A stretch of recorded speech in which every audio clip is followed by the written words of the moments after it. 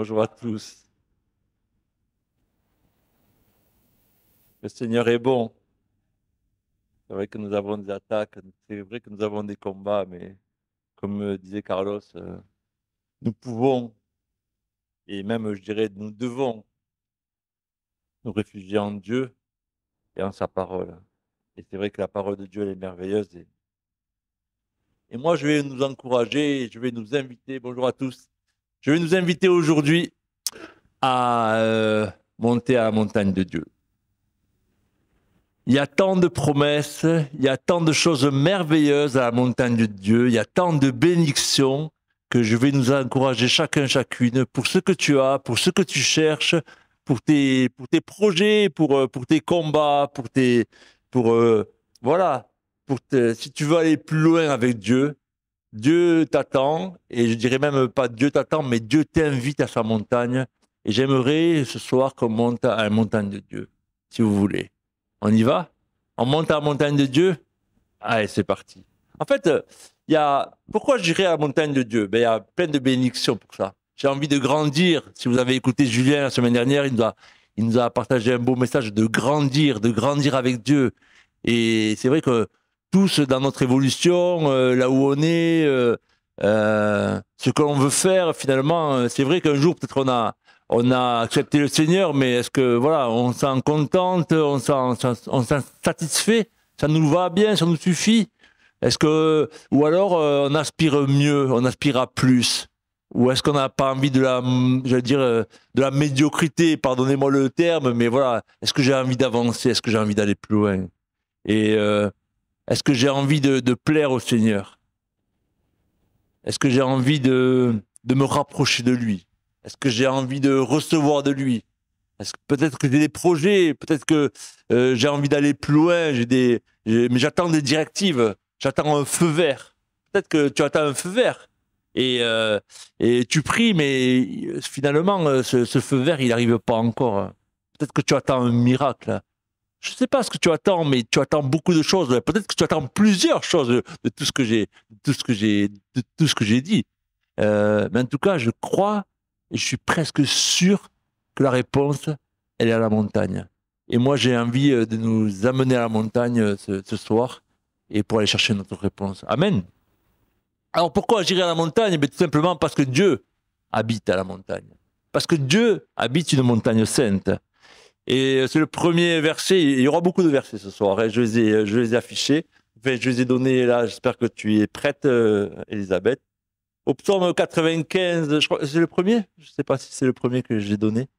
Psaume 95, verset 4. Non, c'est pas ça. Le psaume 95, au verset 4, on n'y est toujours pas. Tu les as perdus? Alléluia, gloire à Dieu.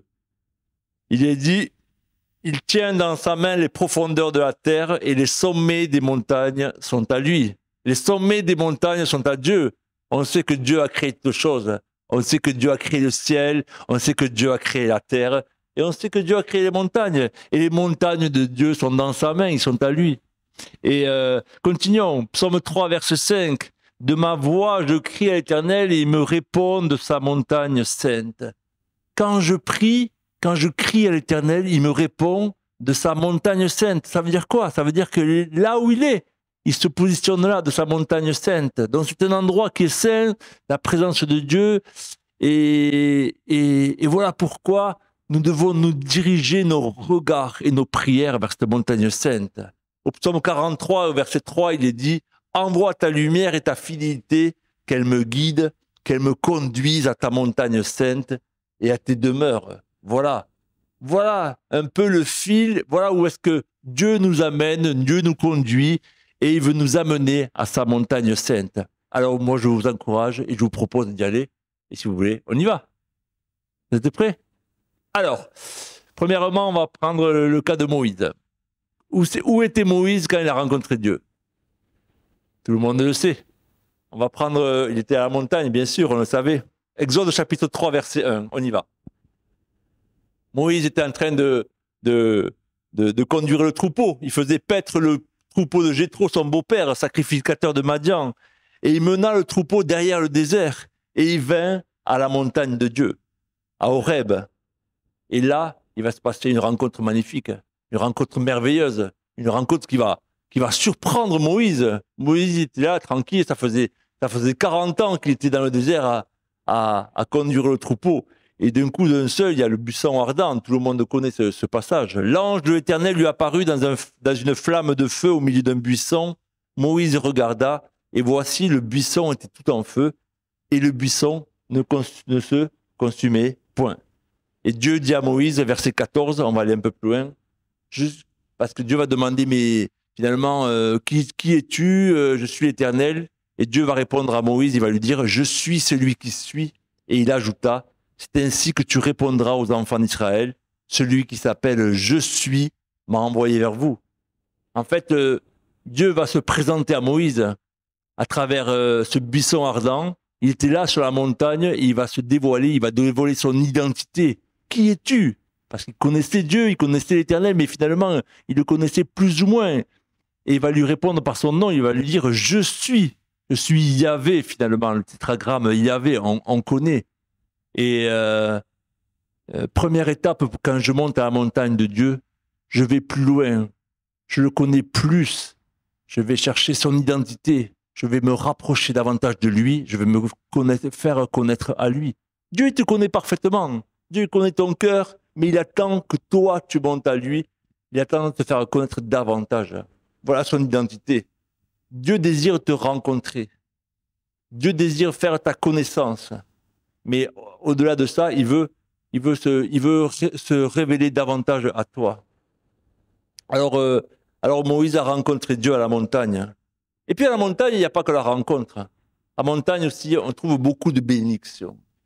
Si tu montes à la montagne, tu vas être béni. Et le psaume 133, au verset 3, il est dit, c'est comme la rosée de l'Hermon qui descend sur les montagnes de Sion. C'est là que l'Éternel envoie la bénédiction, la vie pour l'éternité. Qui c'est qui veut être béni? Qui c'est qui veut être béni? Alléluia. Si j'avais dit qui c'est qui voulait pas être béni, personne ne m'aurait répondu. Tout le monde, on a envie des bénédictions. On a envie que Dieu nous bénisse. Et Dieu a envie de bénir ses enfants, c'est la vérité. Et cette bénédiction, elle descend d'où? Elle descend de la montagne de Dieu, la montagne de Sion. La parole de Dieu nous le dit. L'Éternel envoie la bénédiction sur ses enfants. Alors, il y a beaucoup de bénédictions. La bénédiction, elle peut être matérielle, elle peut être financière, elle peut être à travers une guérison. On va en voir plusieurs. Je vais commencer par une bénédiction au niveau des finances, ou plutôt un Dieu qui pourvoit. Et on va prendre l'exemple d'Abraham et d'Isaac. Genèse chapitre 22. Et Dieu va mettre Abraham à l'épreuve. Vous savez qu'Abraham a eu un fils, Isaac, et rapidement, au bout de quelques années, il va lui demander un sacrifice.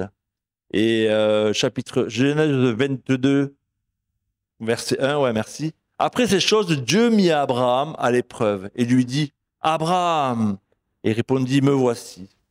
Dieu dit, prends ton fils, ton unique, celui que tu aimes, Isaac, va-t'en au pays de Morija, et là, offre-le en holocauste sur l'une des montagnes que je te dirai.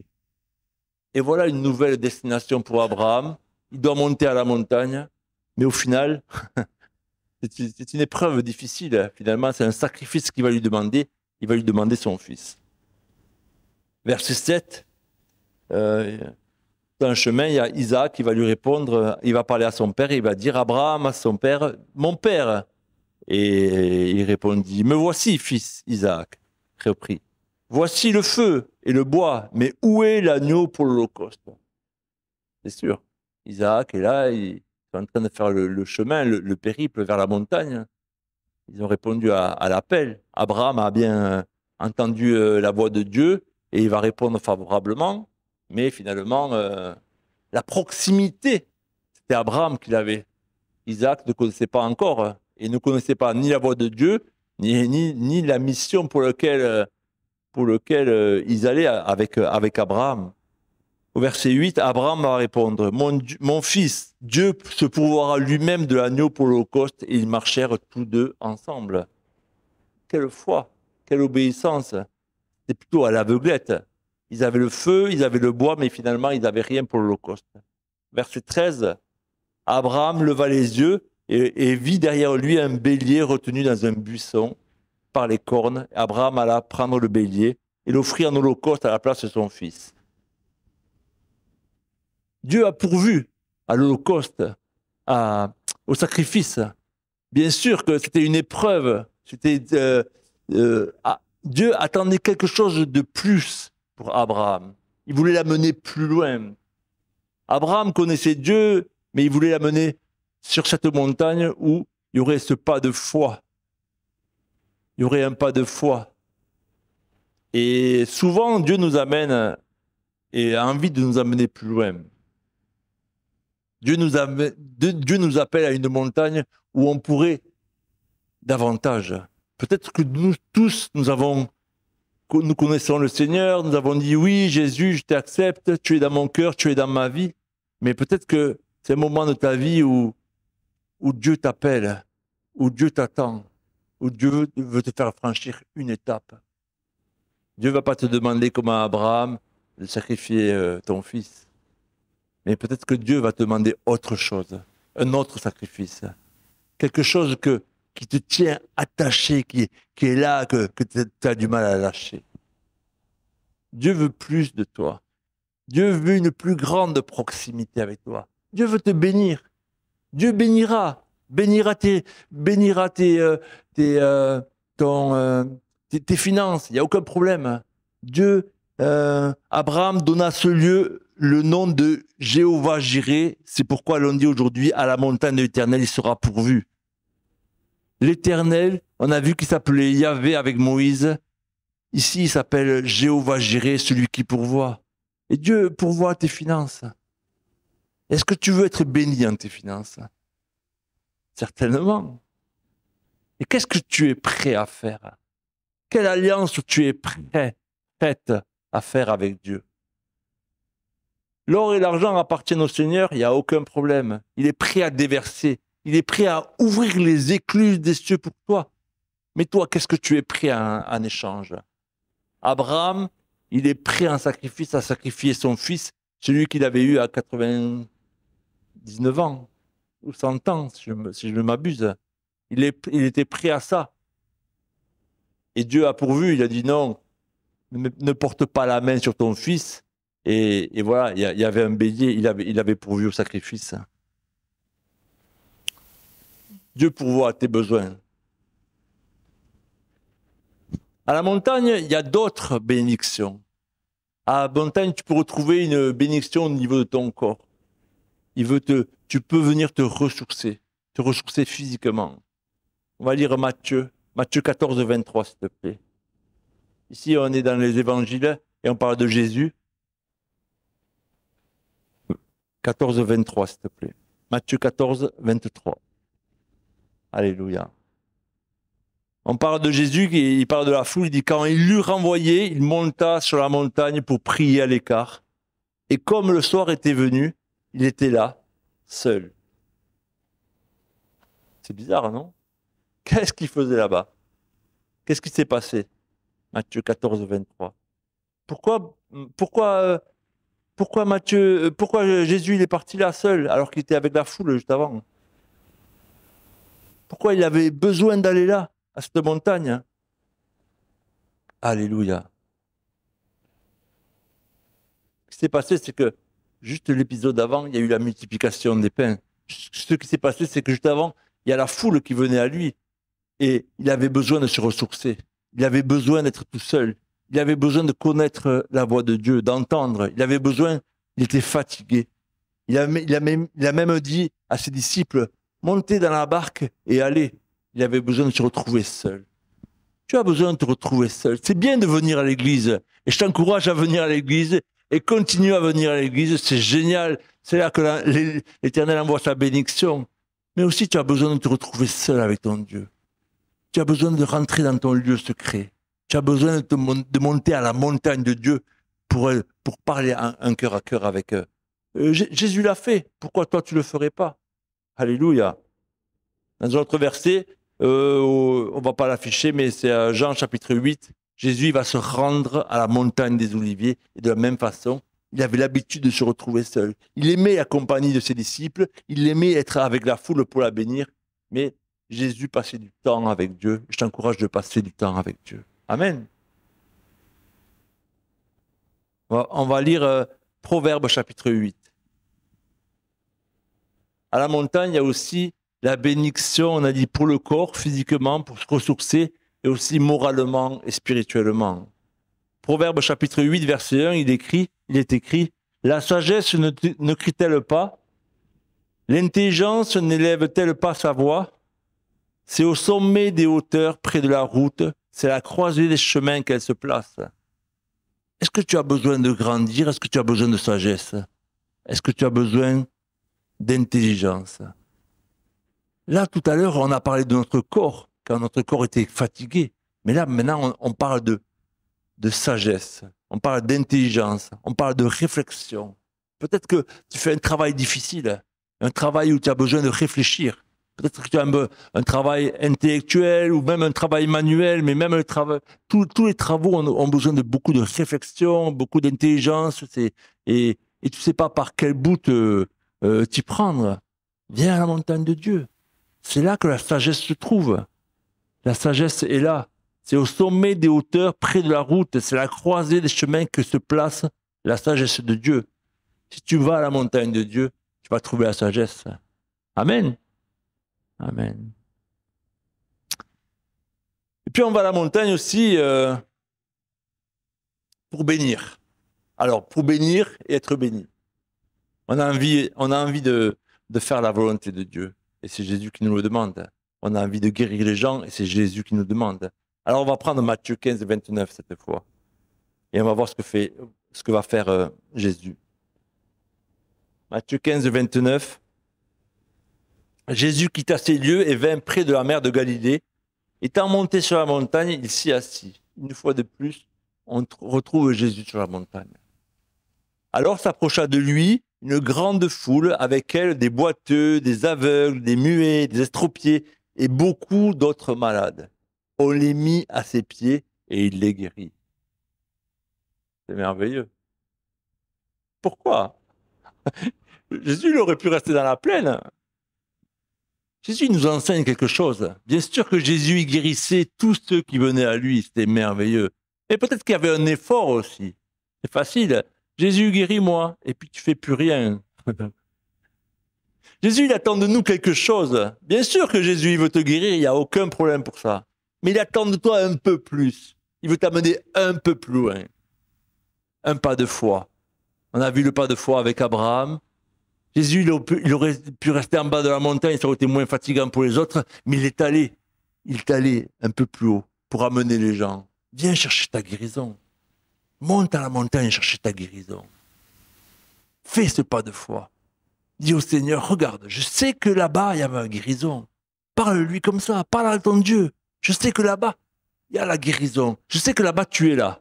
Ta présence, elle est là. S'il y a ta présence, tu peux me guérir. Tu peux toutes choses. Fais un pacte, fais une alliance avec ton Seigneur, avec ton Dieu. Il va te guérir. Waouh. Verset 31, il est dit, écoutez ça, en sorte que la foule était dans l'admiration de voir que les muets parlaient. Gloire à Dieu. Les estropiés étaient guéris. Gloire à Dieu. Les boiteux marchaient. Gloire à Dieu. Et les aveugles voyaient. Gloire à Dieu. Et ils glorifiaient, la foule glorifiait le Dieu d'Israël.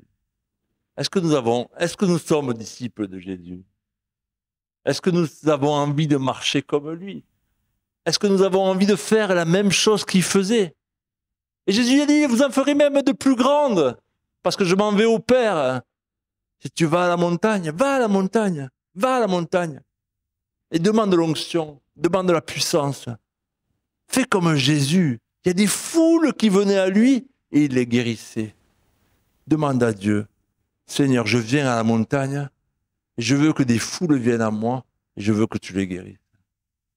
Qui c'est qui a un pas de foi comme ça? Qui c'est qui a la foi pour faire des prières comme ça? Qui c'est qui a envie de faire des prières comme ça? Moi, j'ai envie. Moi, j'ai envie. Moi, j'ai envie de guérir.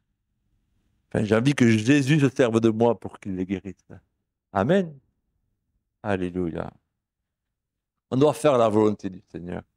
On est là, il nous a appelés pour faire sa volonté et pour bénir les gens. C'est vrai que nous voulons être bénis, mais nous devons bénir et nous pouvons bénir les gens. Alléluia. Évangile de Jean, chapitre 6, encore. On va lire beaucoup de versets ce soir, mais c'est bon de lire la parole de Dieu. Quand tu remplis de la parole de Dieu, quand tu satures ton esprit de la parole de Dieu, tu ne peux plus penser à autre chose. L'ennemi ne peut pas t'attaquer parce que tu es rempli de sa puissance. Et ce que Dieu faisait, ce que Jésus faisait, tu peux le faire aussi. Alléluia. Jean chapitre 6, verset 2. Une grande foule le suivait parce qu'elle voyait les miracles qu'il opérait sur les malades. Alléluia. Jésus monta sur la montagne. Encore une fois, je vous dis, on va monter à la montagne aujourd'hui. Hein. Jésus monta sur la montagne et là, il s'assit avec ses disciples. Wow. Or, la Pâque était proche, la fête des Juifs. Ayant levé les yeux et voyant qu'une grande foule venait à lui, Jésus dit à Philippe, « Où achèterons-nous des pains pour que ces gens aient à manger ?» C'est extraordinaire. Jésus encore attire les gens vers la montagne. Tous les gens venaient à lui, ils savaient, ils le suivaient, où qu'il aille. Alors il aurait pu rester à la plaine, comme je disais, ou il aurait pu prendre une barque, aller au milieu du lac, mais non, il voulait les amener encore plus loin. Jésus veut nous amener encore plus loin pour bénir la foule, pour bénir le peuple. Il les amène dans un endroit où il n'y a rien à manger. C'est sûr. Et après, il va provoquer un peu les disciples en leur disant, mais qu'est-ce qu'on va leur donner? Qu'est-ce qu'on va leur servir? Finalement, on n'a rien, on n'a que quelques pains, quelques poissons. Et lui, il va en profiter pour les bénir. Il va en profiter pour les multiplier. Même au milieu de la montagne, il va multiplier les poissons. Vous vous rendez compte? Alléluia. Que chacun dise multiplier. Que chacun dise, je veux multiplier. Alléluia. Je veux faire comme Jésus. Je veux aller comme Jésus. Je veux monter à la montagne pour multiplier. Pour multiplier. Alléluia. Parce que le Seigneur, il se sert de moi. C'est pas moi, c'est Jésus. Je monte à la montagne sainte pour faire la volonté de Dieu. Amen. Amen. Pour les bénédictions. Il y aurait d'autres choses à dire sur les bénédictions, mais je vais changer de chapitre. Maintenant, on va parler des combats. Notre frère nous a parlé des combats tout à l'heure. On va parler des combats. Et il y aura des combats. Il y aura toujours des combats. Et je pense que en haut de la montagne, tu gagnes tes combats.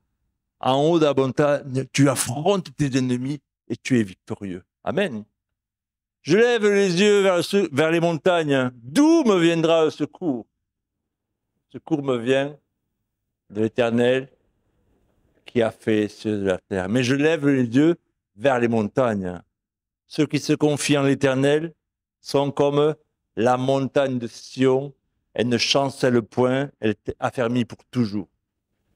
Si je me confie en l'Éternel, je ne chancellerai pas. Je ne chancellerai pas. Que chacun dise, je ne chancellerai pas. Tu ne chancelleras pas, c'est la vérité.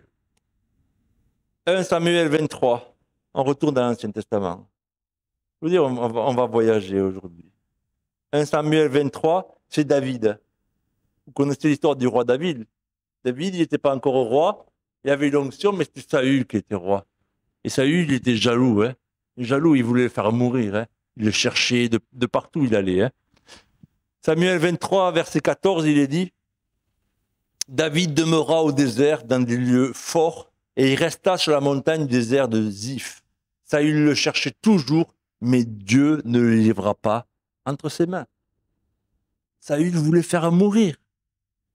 Mais Dieu, il avait opté pour rester à la montagne. Il savait que son Dieu, en qui il se confiait, en qui il avait son appui, son refuge, allait le garder.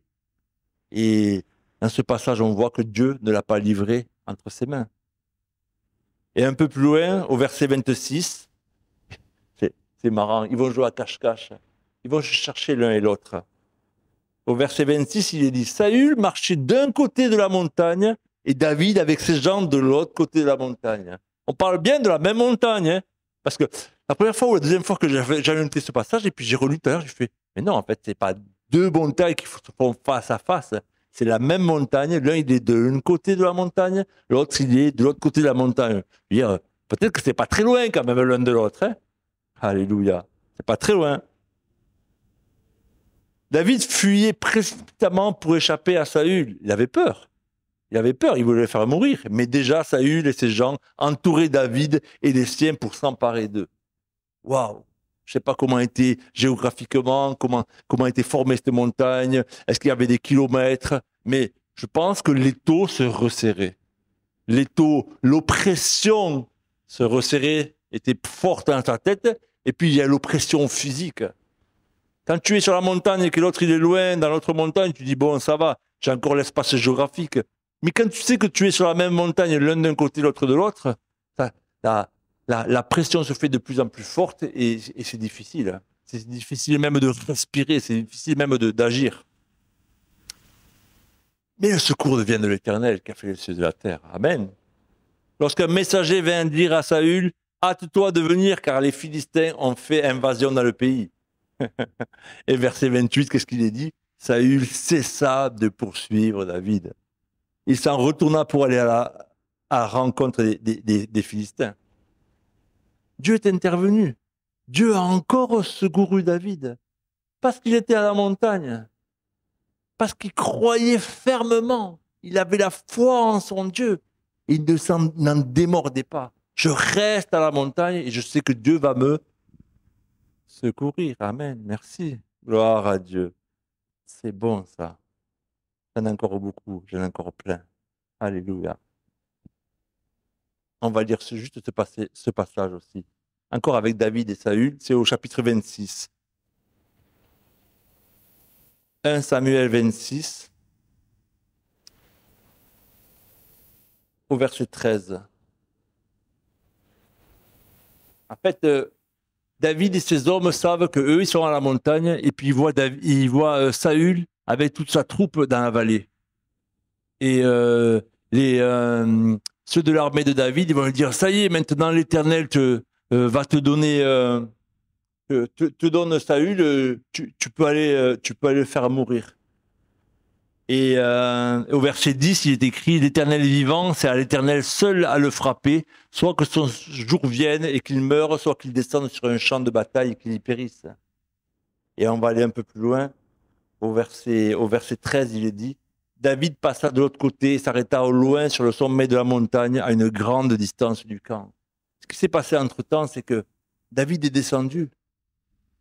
Il aurait pu tuer Saül. Il était là. Il était là, juste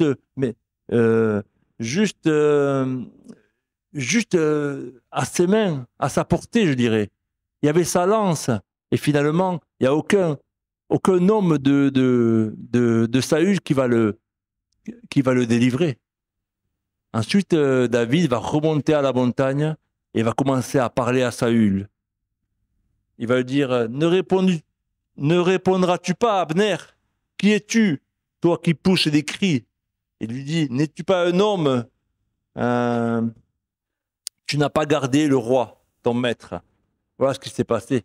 C'est qu'en fait, la troupe de David était sur la montagne positionnée et celle de Saül était dans la plaine. Ils n'ont pas su garder le roi. Mais la crainte de l'Éternel était dans le cœur de David et n'a pas posé la main sur le roi. Alléluia. Ça pour dire quoi? Ça pour dire que en haut de la montagne, il y a un refuge, mais aussi c'est un lieu d'observation sur ton ennemi. Prends de la hauteur. Prends de la hauteur. Monte à la montagne de Dieu et prends de la hauteur. Dans tes combats, il y a des gens qui te font du mal, il y a des gens qui t'en veulent. Ne reste pas par terre, ne reste pas à leurs pieds, ne reste pas à la discussion humaine, mais élève ton âme. Et Dieu va te faire voir où est l'ennemi, où est sa position et comment tu dois te comporter.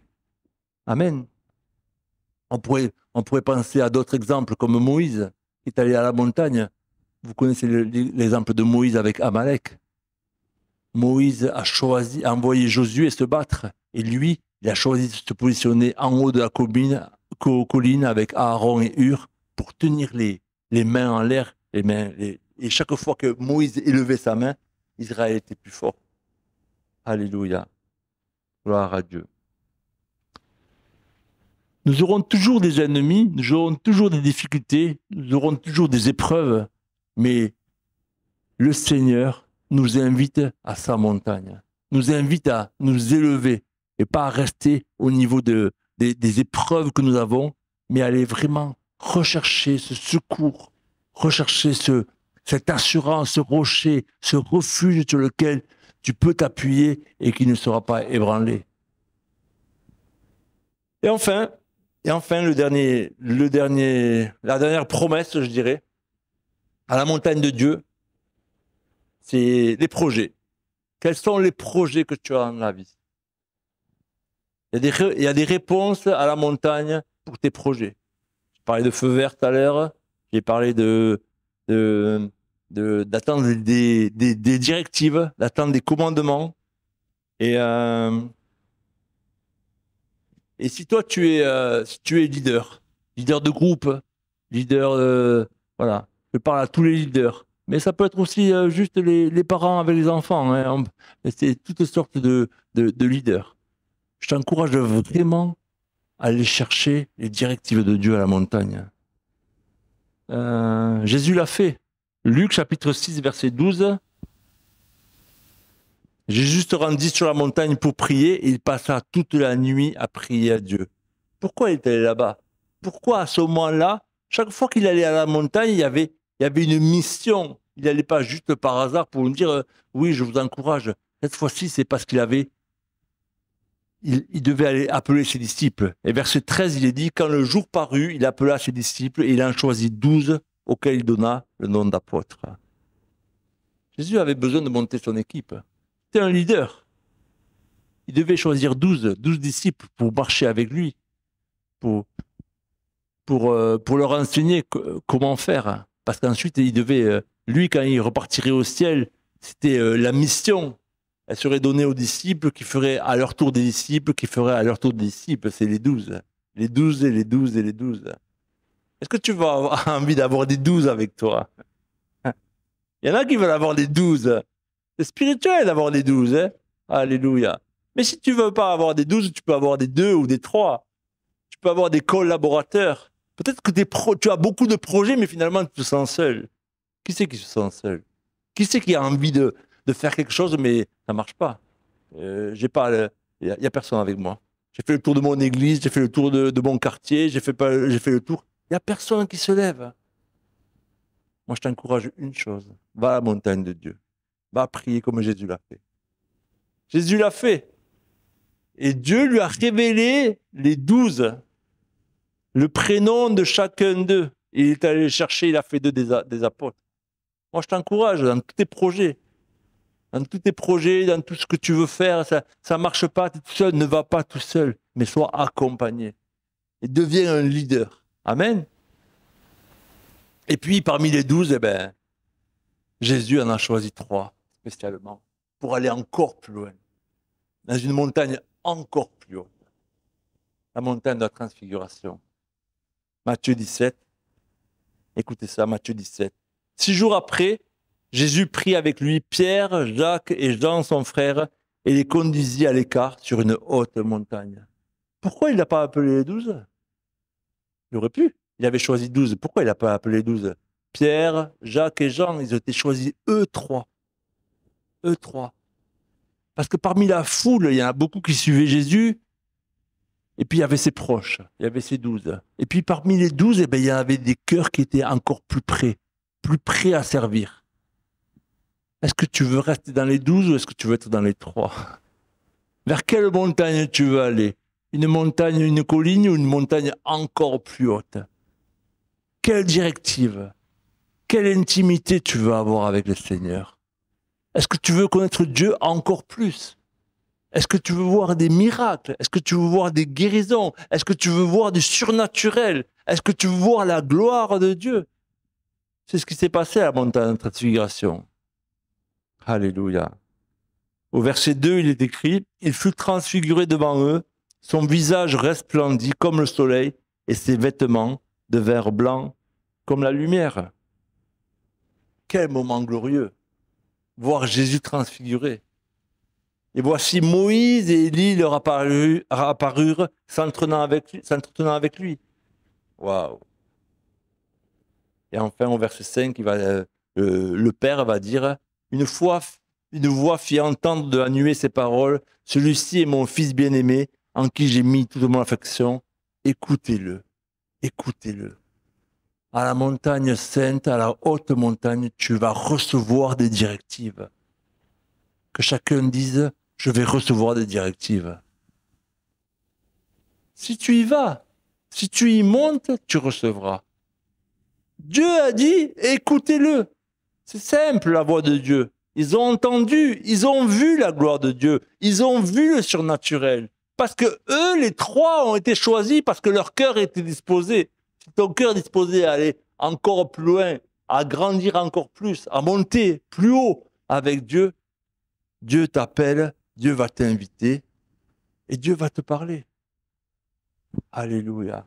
C'est les projets pour chacun de nous. C'est les projets pour cette église. Dieu attend de nous qu'on grandisse. Qu'on grandisse, mais qu'on aille encore plus loin. Plus. Moi, je veux plus avec Dieu. Je ne sais pas toi. Moi, je veux plus avec Dieu. Moi, je veux des temps de révélation. Je veux des temps de partage. Je veux des temps d'intimité. Je veux des temps où le Seigneur se serve de moi. On veut ressembler à Jésus. On veut faire les œuvres de Jésus. Montons à sa montagne. Que le Seigneur va nous bénir. Que le Seigneur vous bénisse. Amen.